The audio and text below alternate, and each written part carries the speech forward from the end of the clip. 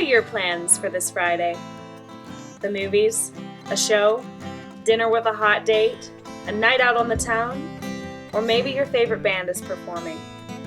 How about the cafe Saturday morning, shopping with the girls at brunch? Or bowling with the guys that afternoon? What about this summer? Cedar Point? Kennywood? The beach? Maybe the Smithsonian? Or maybe even New York or Paris? Well, let's go! What's stopping you? Meet Vicki Schaefer and Darla Irvin, two strong and independent women of West Virginia who personify the principles of self-determination. My dream has always been to travel. West Virginia won't allow me to travel outstate, and my dream has been to travel across the country. Even if it's only like once or twice a year, even if they put a limit on it, like it can only happen once or twice a year. The state can say, okay, you can take your tenant out of state for X amount of days. That would help people be able to, like, some people want to go to the amusement park for the day. Like, I got to go to Kennywood, but it had to be off the clock. But a lot of attendants won't do that. If you're on the clock, you can't leave the state. If I could just be the ADA police, that would be my perfect job. I could create money for, people who wasn't in compliance and get money for the organizations that needed it, because so much is being cut back. The fine arts program at the CED wasn't funded, and that was a big disappointment to me because I am a painter. Needed programs are being cut, but it all starts with political. And you talk to young people today and they're like, I don't want to vote. I don't want to make a wrong choice. Well, making a wrong choice is better than no choice, because if you make no choice, then you don't have a say in what's going on in your own country, in your own state. I see that the only way to make change is through political action. That's why I decided to wear the shirt I'm wearing today. That people with disabilities vote. People with disabilities make up the most population here in West Virginia, and if more of us would register to vote, would count it as an importance, then we could basically control our state. We could tell our lawmakers what we wanted them to do instead of how it's been. There's the issue of, like, the attendant can't go out of state. If the attendant wants to not get paid, they can. And like I said, I have worked things out with my attendants, but not all attendants are willing to. Mel at that time she took me, and we went to PA, but she had to not mark down that she got paid. And then I paid for her ticket, I paid for everything for her to go. A lot of people can't even go to amusement parks. They haven't seen, a lot of people with disabilities haven't seen an amusement park. They don't even have a clue. In other counties such as Boone and Wetzel, they don't have transportation at all. I mean, we meet at a caucus like every 2 years and we discuss the same issues. And one of the issues that come up quite frequently are housing and transportation. And they come up with those 2 years. Well, when we leave that caucus, nothing's done in the meantime. So everybody loses their momentum and their spirit and fight that they got during that caucus, and nothing's ever done, and then the same things are discussed every 2 years. Like these businesses and stuff, or organizations could have like a joint thing with the van companies. That, like, if we need a van, we can get one. Every once in a while, everybody wants to go on vacation, even if it's just for the day. I'm going to DC for a week, but still, like the Statewide Center for Independent Living is paying for that for me. and they're paying for the van. There's an accessible van company, but it's in Pittsburgh. Here, there's not one. America was not independent, and I've been saying that for years, until people with disabilities get the rights that they need to live in their own home and get the rights that they need to work and get the recreational components, we won't be free. I had to fight for many times to stay on my waiver instead of going to a nursing home or an ICMFR home. And you know, those fights shouldn't have to be. The Community Choice Act needs passed, and basically ADAPT nationally has been trying to pass a similar act for like 20 years. And it will ensure that every individual gets to live in the home of their choice. Or if I want to do something, I send it to one of my boards and say, will you pay for this for me? Sometimes they tell me no, sometimes.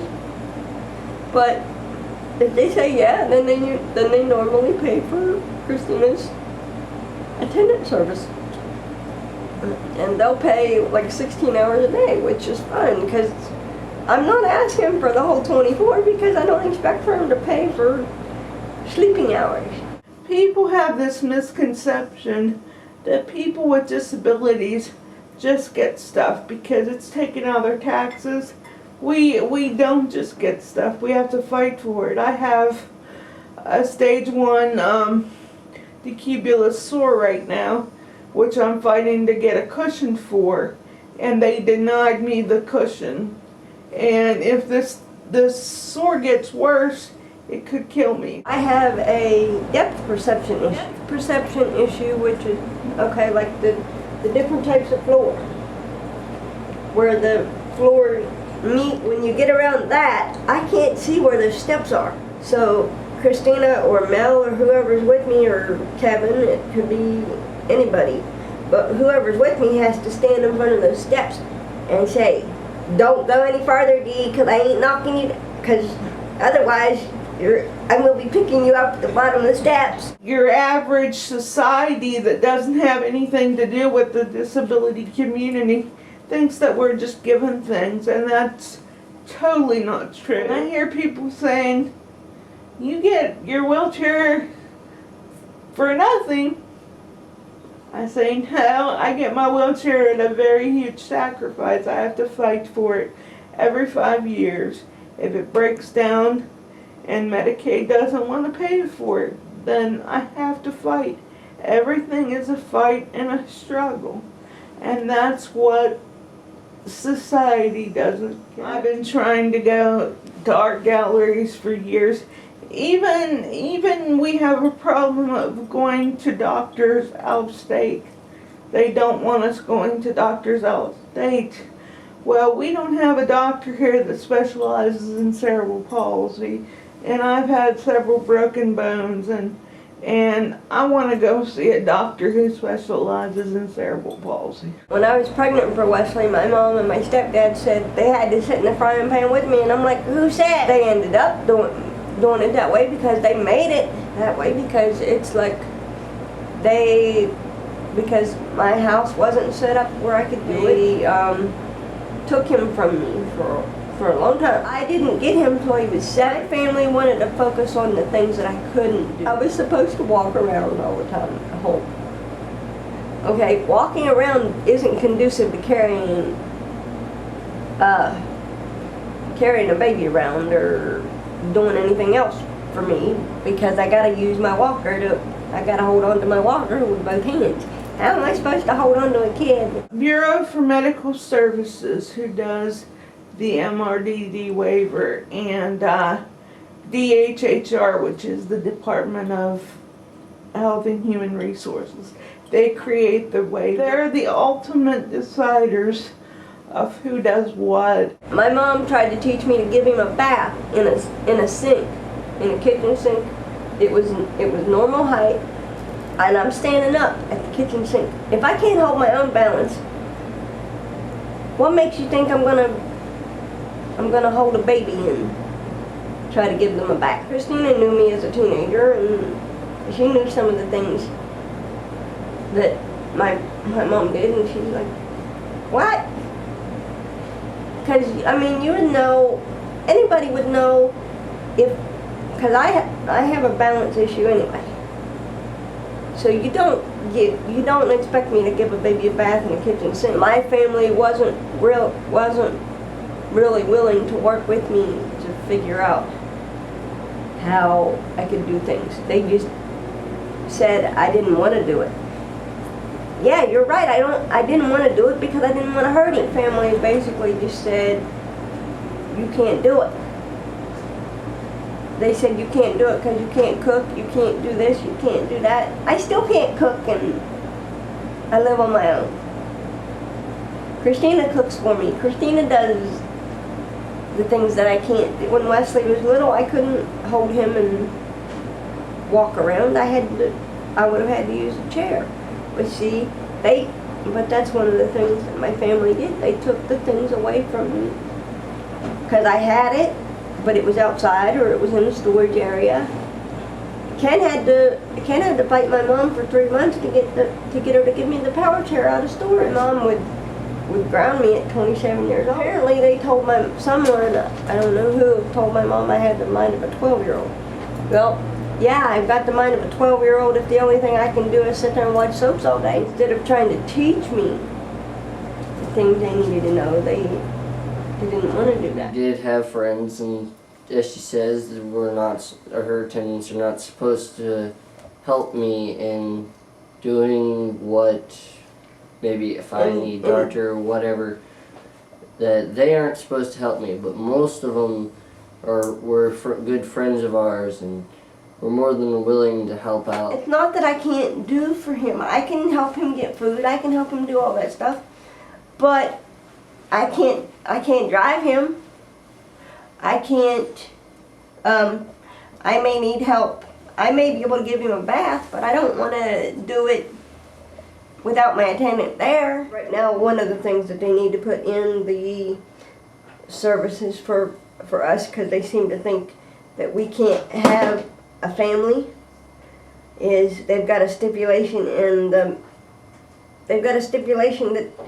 the attendant can't help take care of the kid. They don't seem to think that a person with a disability is supposed to have a family. That's been my best thing. Wesley is the best thing in the world. And the new waiver is going to be trying that. They're going to be offering the personal options waiver, where you can hire and fire in people and have your own independent social worker. So they're trying. It's up to them what they want to make of their life. If they want a child, they have that right. If they don't want one, they have that right. But because of the way the waiver and stuff sometimes is set up, it's like that. If you don't know that you can fight it, that right could be taken. They tell me I can't do it so that I'll work harder to do it. Because otherwise, if you don't tell him he can't do it, I have a nasty habit of doing what I'm told I can't do. I have a really strong problem with authority. He's stubborn, just like me and his dad. He acts more like Ken than he likes to admit. They do the same thing with my parents now and then. They tell them they can't do something, and that only makes them work harder to do it. I kept telling him I can't do it, and he's like, why? And I'm like, because I don't have my chair. And he's like, okay, then let's fix that. He said, either you meet us at the storage area and give us the chair, or we're cutting it off.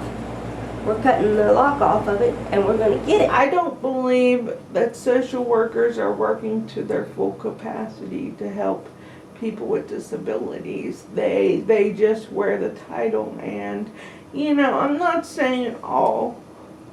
I'm not lumping them in an all category, but from what I've seen, it happens more often than not. And it's very frustrating. I believe if we all could sit down together at a table and formulate solutions, agencies, social workers, political makers, and people with disabilities, then a solution could be found. But as long as it's us against them, there will never be a solution. I don't think I've heard you can't, but about 3 times since I've been out away from my mom, because can't's not in anyone's vocabulary. I should have the right to go on vacation and take my attendant, because I'm not going to miss his graduation from anything or any of his activities. That's probably one of the things I picked up off them. We've come a long way, but we've also taken some steps backwards along the way as well. Once I got exposed to things, Ken used to say I was like a sponge. I would suck it in. We just need to keep educating people, keep being in the spotlight, keep being in the media, keep making people aware. Someone took the chance to see what I could do.